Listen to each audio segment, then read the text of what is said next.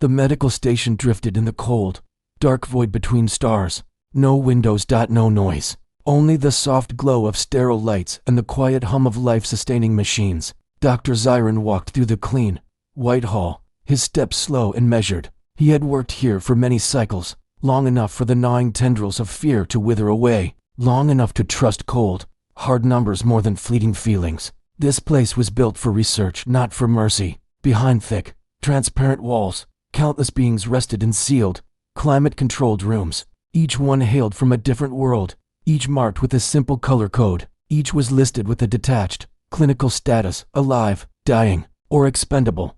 Zyron's unhurried pace brought him to a stop before one particular room.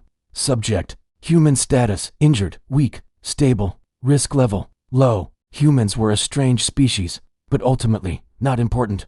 That's what the official records always said. They had short lives, soft bodies, and were tragically easy to break, useful only for the most basic of tests. The human lay on a narrow, metallic table. A male, young, a patchwork of cuts and burns marred his skin. His chest rose and fell in a slow, shallow rhythm. His eyes were closed, but his face was tense, as if even in sleep, pain was his only companion. Zyron studied the chart that floated holographically beside the bed. The prescribed treatment was simple: a mild stabilizer, just enough to keep the subject alive for later transport. He reached for a vial from the automated tray. In that instant, the room lights flickered. Just once. A minor power fluctuation. Zyron paused, his hand hovering. He glanced at the label again, his eyes heavy with exhaustion. He had worked too long without rest. The vial's color was close to the one he needed. Deceptively close. Class 2 for serum. Its use was restricted, reserved only for high-resistance species.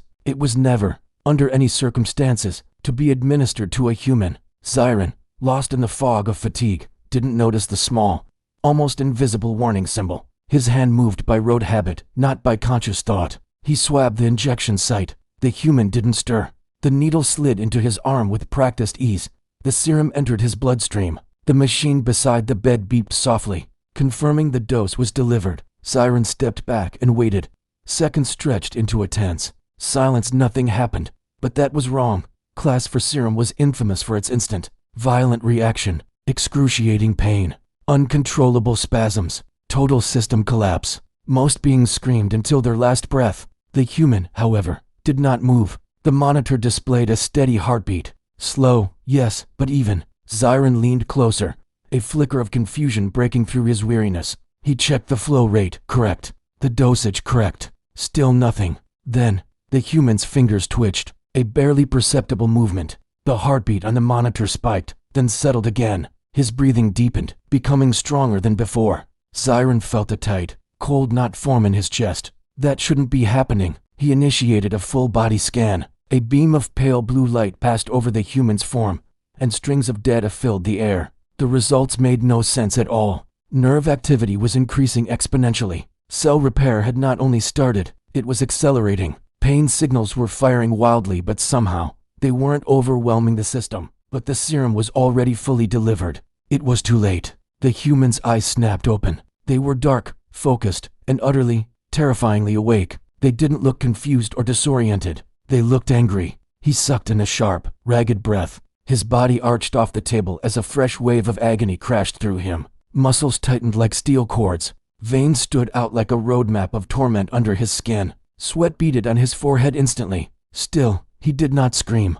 Zyron had seen battle-hardened warriors break under far less duress. Slowly, deliberately, the human turned his head. His eyes found Zyron. They locked onto him with a sharp, piercing awareness that should not have been possible. The pain levels alone should have induced a catatonic shock state. For the first time in many, many cycles, Dr. Zyron felt fear. The monitors began to blare, a cacophony of alarms. Bone density rising, adrenal output spiking to impossible levels. Neural pathways were actively rerouting and forging new connections. The human's hands curled into fists, white-knuckled and powerful. The restraints holding him down creaked under the strain. Zyron backed away, a step at a time. "This will kill you," he said quietly, the words more for himself than for the man on the table. But even as he spoke them, the data scrolling past his eyes told a different story. The human wasn't dying. He was adapting. Old, encrypted data flashed before his eyes. He had never seen these records before. They were sealed, hidden deep within the archives. Previous human trials classified. His breath caught in his throat. The station lights flickered again, more violently this time. The human took a single, deep breath and held it. His body stopped shaking. With a visible effort of will, the pain responses on the monitor changed.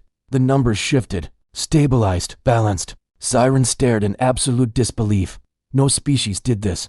Pain was a biological imperative, meant to stop movement, to incapacitate, to break the mind. The human endured, drawn by a force he couldn't name. Siren leaned closer to the bed, his voice barely a sound. Humans were never meant to survive this. The words escaped his lips before he could stop them. The human's eyes narrowed. He had heard the whisper. Suddenly, the alarms grew louder, more urgent. Security warnings flashed in bold red letters on the wall. Unauthorized biological response detected. Siren's heart hammered against his ribs. If command saw this, the human would be terminated immediately. Or worse, he'd be copied, endlessly tested, and used as a template for a new kind of weapon. The human pulled against his restraints again. This time, one of the thick straps snapped with a sharp crack. Siren froze, his training and logic completely deserting him. The human turned his head fully toward him. Their eyes met across the small room. Red lights pulsed across the sterile walls of the medical room. A silent scream that matched the blaring alarms. Dr. Siren stood frozen, his gaze fixed on the broken restraint dangling uselessly from the examination table. The human was still lying there, his chest heaving, but the violent tremors had stopped. The machine screamed that the pain was still there, a raging inferno of signals. Yet, the human was controlling it. That was impossible. Shaking himself from his shock, Siren scrambled back to the console and slammed his hand on the panel. The door seals hissed shut, locking with a heavy, final thud.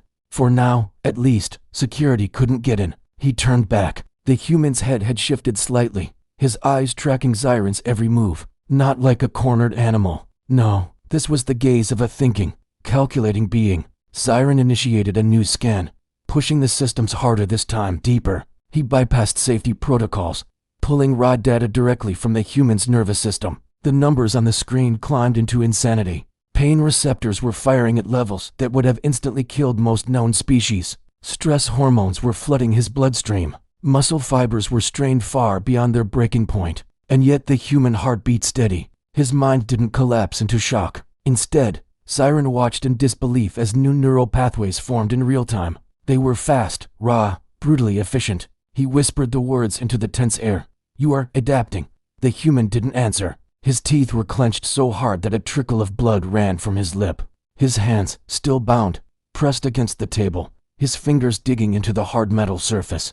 Then, a deliberate shift. He began to control his breathing dot in dot out. A slow, measured rhythm. The monitors changed instantly. Pain signals plummeted. Not because the agony had stopped, but because the human's brain was actively learning how to carry it, how to manage it. Siren felt his own legs tremble. He had dedicated his life to biology, studying creatures built for impossible strength, for speed, for impenetrable armor. But he had never, ever seen endurance like this. A soft hiss broke the silence as the human tested another restraint. The metal groaned and bent, but it didn't break, not yet. "Do not move," Siren warned, his voice shaking. "Your body is under extreme stress." The human's eyes flicked to him, sharp and piercing. "I know," he rasped, his voice low and raw. The room's translator microdrones buzzed, struggling to process the sound before relaying it. Siren's breath hitched. He hadn't expected speech. Not now, not through this level of torment. "How are you conscious?" he asked, the question escaping before he could stop it. The human let out a single, short laugh. It was a painful, broken sound. "Hurts," he said, "but I've had worse." That answer made no sense. It was a statistical impossibility. Siren turned back to the console, his fingers flying across the interface. He needed more data. He dove deeper into the archives, into restricted memory sectors. Warning prompts flashed across his screen, threatening disciplinary action. He ignored them all. Old files began to load. Very old. The title sent a shiver down his spine. Human subjects prior contact era. His eyes widened in horror. These were forbidden experiments, conducted long before official first contact, long before humanity was dismissed as a weak, fragile species. The reports were deeply disturbing.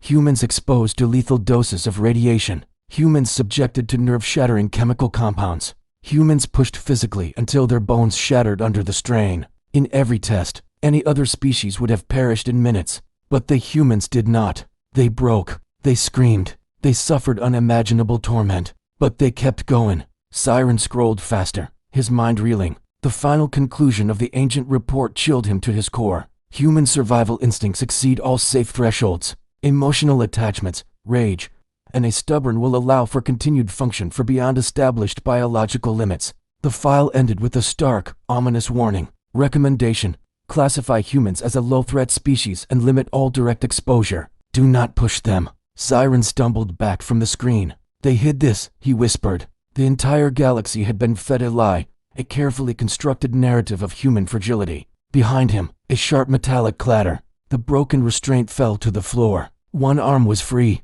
The skin around the original injection site was glowing with a faint, sickly light, veins pulsing with a strange, otherworldly energy. The serum was still working. Siren turned, slow and deliberate. The human was pushing himself upright. His movements were stiff, heavily controlled, like a puppeteer forcing a damaged marionette to obey. Every breath was a symphony of pain. Still, he moved. Sit down, Siren said, his voice tight with urgency. If you stand, your muscles could tear themselves apart.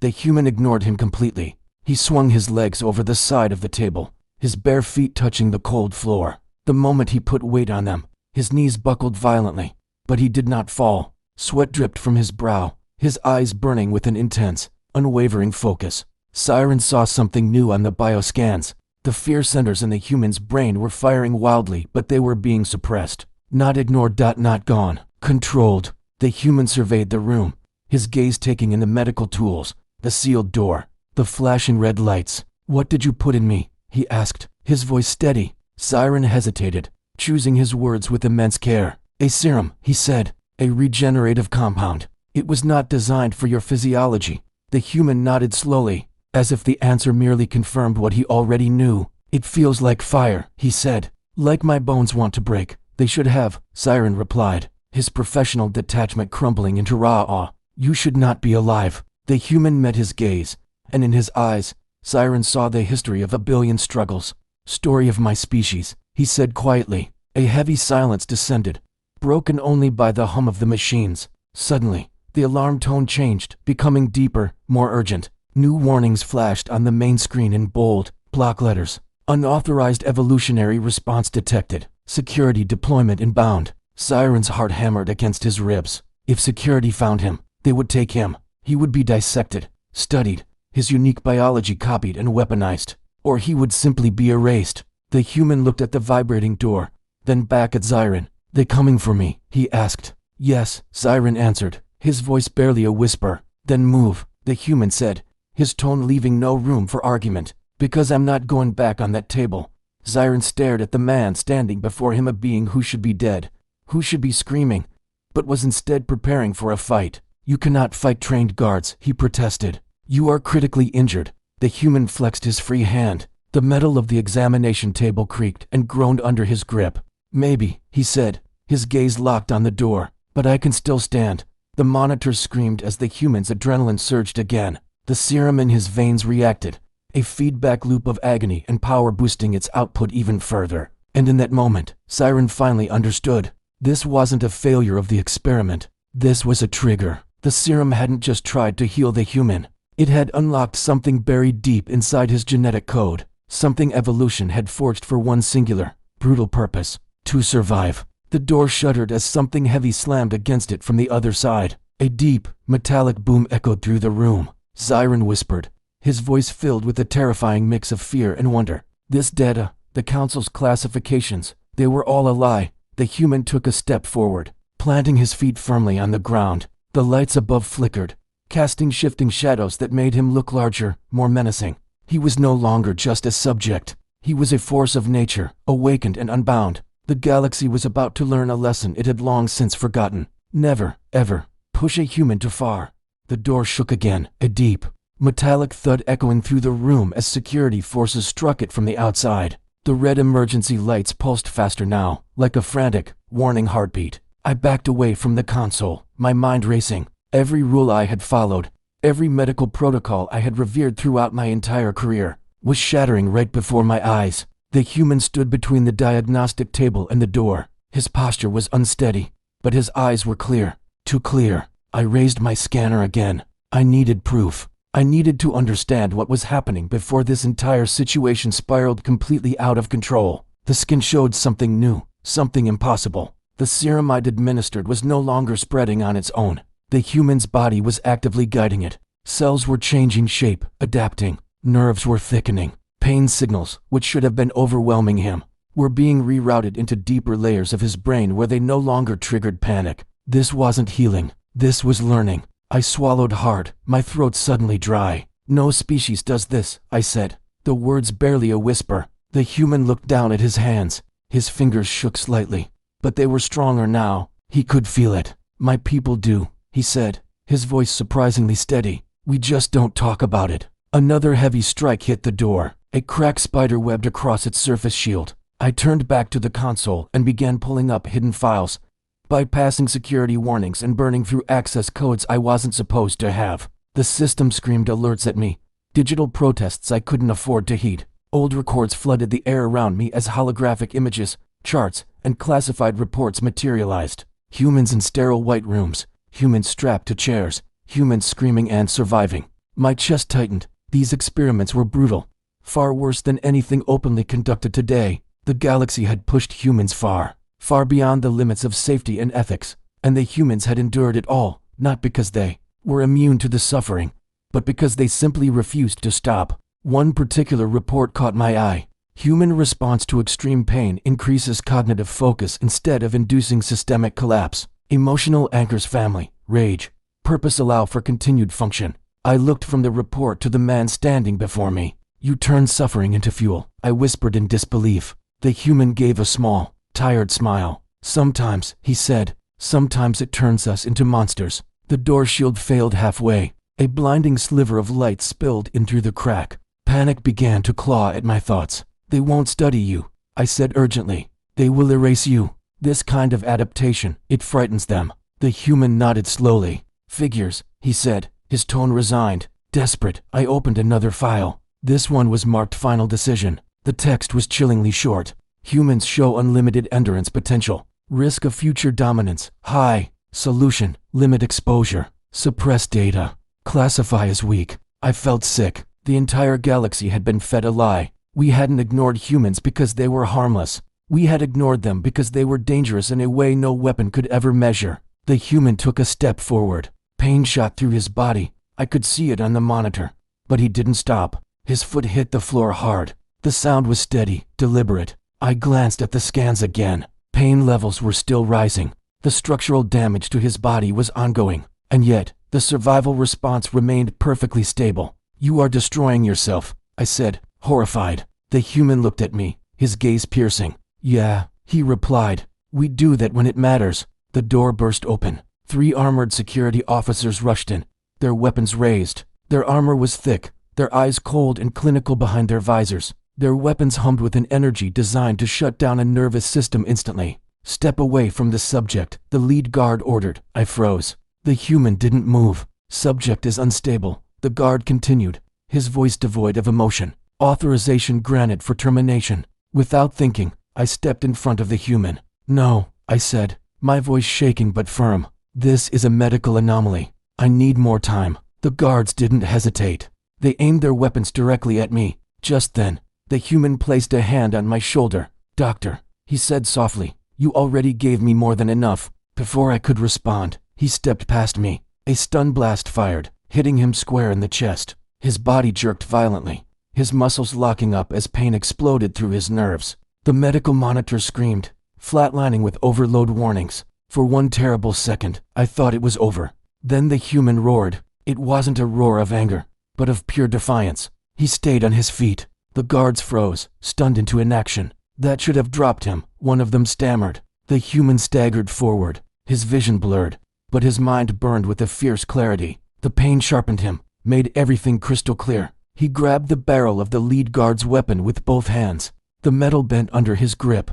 The guard stumbled back in shock and disbelief. I stared, caught between horror and absolute awe. The serum was reacting again, boosting its output in direct response to the threat. The human's heart rate climbed to impossible levels, but it remained controlled. His body was literally tearing itself apart to keep him moving. The other two guards opened fire. The human moved. It was slow, heavy, but utterly determined. Each step was a choice, an act of will against unimaginable agony. He slammed one guard into the wall with brutal force. Another fell under a wild, desperate strike. The human wasn't a skilled fighter. He wasn't trained for this. He was simply enduring. I watched the data on my monitor spike completely off the charts. This wasn't strength. This was a refusal to stop. The last guard backed away, his fear palpable even through his armor. "This is why we buried them," the guard whispered, his voice trembling. The human heard it. He paused, breathing hard, blood dripping from his lips onto the cold metal floor. "No," he said, his voice a low growl. "You buried the truth." Security alarms blared across the entire station. I knew, in that moment, that everything was about to change. The galaxy had tried to forget what humans really were. And now, one of them stood awake, broken, bleeding, but still standing. I whispered, almost in fear. The truth was never hidden from humans. The human turned his burning gaze toward me. "It was hidden from you." And then, the whole station shook. The station trembled as the emergency systems flared to life. Distant alarms echoed through the cold metal halls, a chorus of warning cries that seemed to bounce off every surface. I stood frozen, my eyes fixed on the human. He was still on his feet. The floor beneath him was a grim mosaic of blood drops, yet his stance was unwavering. Not strong, not fast, just a steady. Around him, the broken guards lay motionless. They would not be getting up again. The human's chest rose and fell in deep, controlled breaths. My diagnostic scans floated in the air between us, a tapestry of data painting a horrifying picture. "This should not be possible," I whispered, the words barely audible over the station's panicked sirens. He turned his head slowly, his gaze locking onto mine. "You already said that." Just then, the station's automated voice boomed from the overhead speakers, its tone devoid of emotion. "Lockdown level 7. ALL exit sealed." A cold tendril of fear crawled up my spine. "They will send more," I said, my voice shaking slightly. "Better armed, more prepared." The human simply nodded. "They always do." As I watched him, I noticed something strange. I pulled up the neural feedback data. The loops were stabilizing. The human brain, this incredible, terrifying organ, was actively turning raw suffering into a tool for control. My own breath hitched. "You are mastering it," I whispered, a sense of awe warring with my fear. He looked down at his hands, which were still slick with his own blood. He slowly opened and closed his fists, as if reacquainting himself with his own limbs. "Feels like I'm burning alive," he admitted, his voice low. "But I can think." That simple statement terrified me more than any display of physical violence ever could. A mind that could function, could strategize, amidst that level of agony was a force beyond my comprehension. I turned toward the sealed door. "They are coming," I said, my scientific detachment crumbling into raw panic. "I should sedate you before they arrive." The human shook his head, a small, resolute movement. "Won't work," he replied. "My body won't let me sleep right now." I checked the biometrics again. He was right. His brain's sleep centers were completely locked down. Survival mode had seized absolute control. Another deafening blast hit the door, making the very floor beneath us vibrate. The human took a step forward, his leg dragging slightly. "Where's the exit?" he asked, his eyes scanning the room. "There is no exit," I replied, the words tasting like ash. "This is a deep space research station. We're isolated." He exhaled slowly, a long, controlled breath. "Then we make one." I stared at him, my mind struggling to process his words. "You cannot tear through reinforced station walls." His gaze fell upon a damaged guard weapon lying on the floor. He limped over and picked it up. The metal casing was bent and warped, but the energy core within still hummed with latent power. "Don't need to," he said, his voice grim. The door cracked visibly under another heavy impact, and in that moment, I realized my mistake. The human wasn't planning to fight his way out. He was planning to move forward, no matter the cost, no matter what stood in his way. With a final, explosive groan, the door burst from its hinges. A new squad of guards poured into the room. "Terminate the subject," their commander ordered, his voice amplified and metallic. The room erupted in a storm of superheated energy bolts. The human moved, not with impossible speed, but with impossible timing. He shifted just enough, just when he needed to. One bolt grazed his side, and I saw flesh burn. He grunted, a sharp intake of breath, but didn't slow down. But he caught himself, his muscles screaming in protest. The serum reacted instantly, flooding his system, reinforcing muscle fibers just enough to keep him on his feet. I watched in a state of scientific horror and morbid fascination as his body broke and rebuilt itself in the same terrible instant. "This will kill you," I shouted over the chaos. He glanced back at me, a grim smile twisting his lips through clenched teeth. "Eventually," he said. "Not today." He raised the captured weapon and fired, not at the guards, but at the ceiling. Each movement was an act of pure will, each step carrying him closer to his goal. It was then that I saw the truth with absolute clarity. Pain did not stop these creatures, it focused them. The guards fell back as structural integrity alarms began to scream throughout the station. Hull breach imminent. The human reached a control panel near the wall. His hands shook violently as he began to work the interface, smearing blood across the console screen. His fingers flew across the controls with a desperate, practiced ease. "Can you open a path?" I asked, my voice barely a whisper. He nodded once, his focus absolute. "I can overload the outer bay power core," he said, his words punctuated by grunts of pain. "Blow it open." The implication hit me like a physical blow. "That will vent the entire station," I cried out. "You will be exposed to the vacuum of space." Something inside of me, some fundamental understanding of life and limitation, simply broke. "This is madness," I said. The human looked at me, and for the first time, I saw something in his eyes beyond pain or determination. The data on my scan spiked into the red, screaming of critical, imminent failure. For one terrible moment, I thought it was over, still moving. I could only stare in utter disbelief. "You should be dead," I whispered, the sound lost in the station's death rattle. The human looked at the gaping hole in the station's hull, a new, violent starfield shining through. Then he looked back at me. "That's what they always say." The station continued to tear itself apart around us, but I finally knew the truth. The station screamed as metal tore and the cold vacuum rushed in. Emergency shutters slammed down, sealing off the ruptured sections, but the damage was done. The floor heaved beneath me,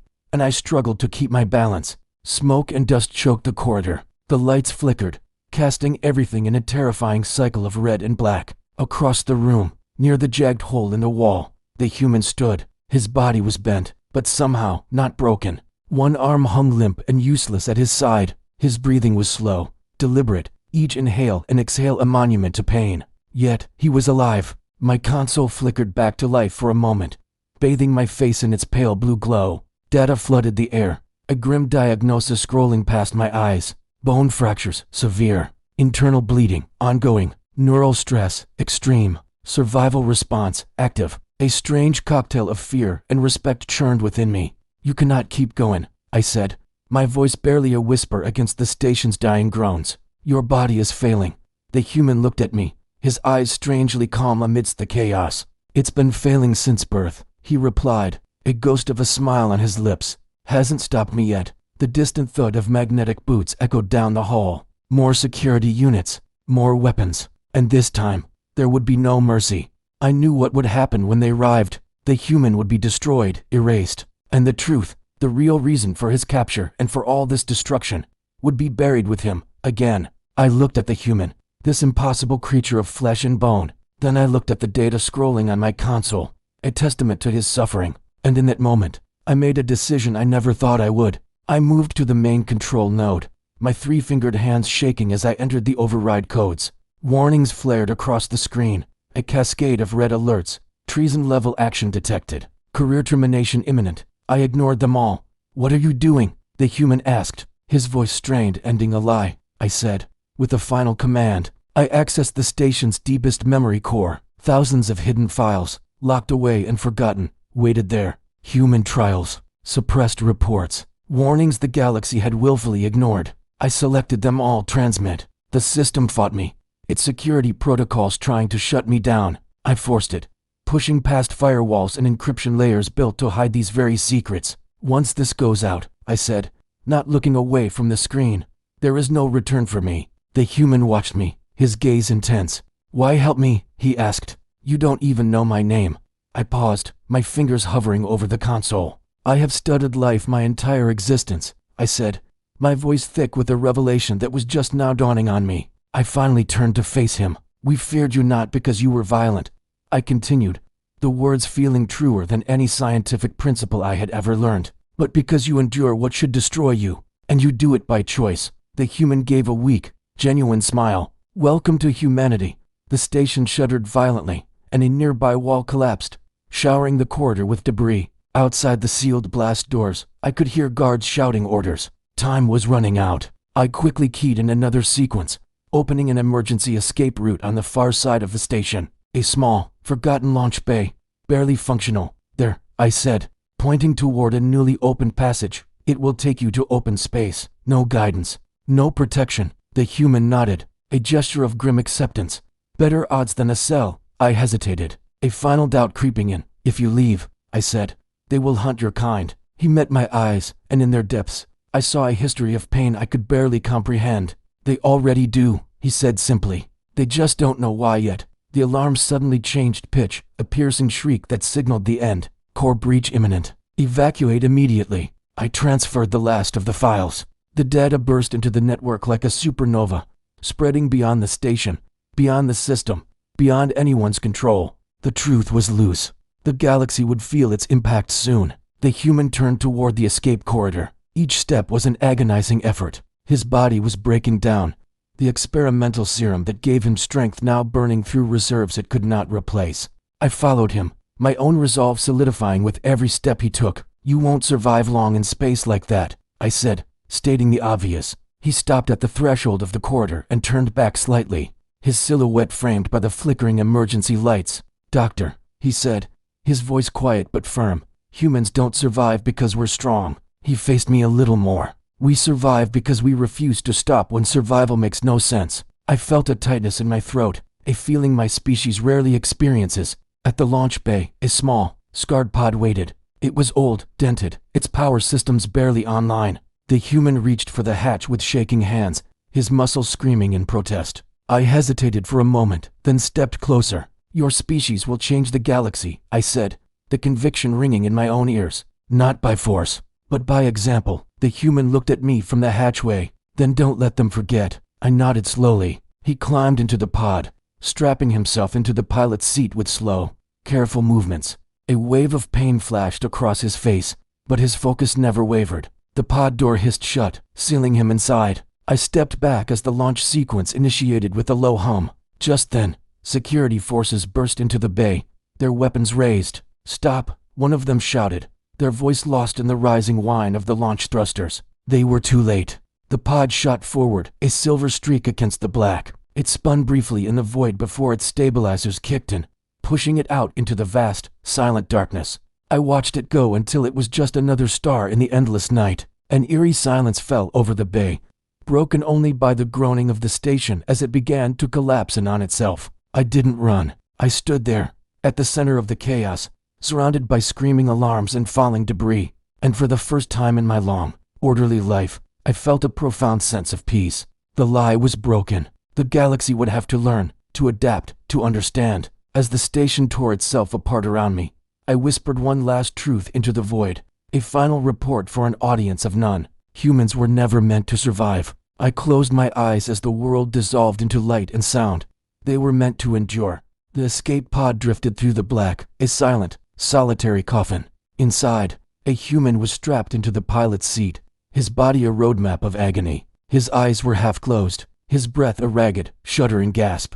Every inhale felt like swallowing fire, every exhale, a desperate plea. Pain was a physical presence, wrapping around him, squeezing until bone grated on bone. Muscles were shredded, torn from their anchors. Blood, warm and slick, pooled in places it had no right to be. By any sane medical standard, he was already a ghost, a corpse waiting for its heart to get the memo. But that heart refused to quit. It beat with a slow, defiant rhythm. Thump, thump, thump. A drumbeat of pure, unadulterated will against the void. The alien serum that had been forced into him no longer burned with the fire of transformation. It had finished its terrible work, sculpting and breaking him, testing the very limits of his biology. What was left now was something far more potent, human resolve, dragging a shattered vessel through the endless dark. Far behind him, a silent, brilliant flash marked the end of the clandestine medical station. It disintegrated into cosmic dust, a secret erased from the stars. There were no witnesses, no survivors, save for the one broken man in the pod.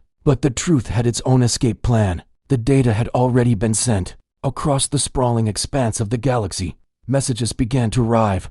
unbidden and terrifying. They materialized on the screens of warships patrolling hostile borders, on research terminals in pristine laboratories, and in the hallowed council chambers of ancient galactic powers. Files marked with the highest level of restriction forbidden unlocked themselves, spilling their contents onto thousands of screens. The title was simple: Human Trials. The contents were anything but. The galaxy watched, horrified, as recordings of unimaginable torment played out. They saw a species pushed beyond every known biological and psychological limit. They saw human endurance, human survival, stretched to the point of absurdity, defying all scientific reason. Leaders, whose words could move fleets, stared in stunned silence. Scientists, who believed they understood the universe, felt a primal, cold dread creep into their hearts. And the generals, the architects of war and strategy, felt something far worse. They felt understanding. For generations, the galactic consensus had been clear: humans were a minor, fragile species.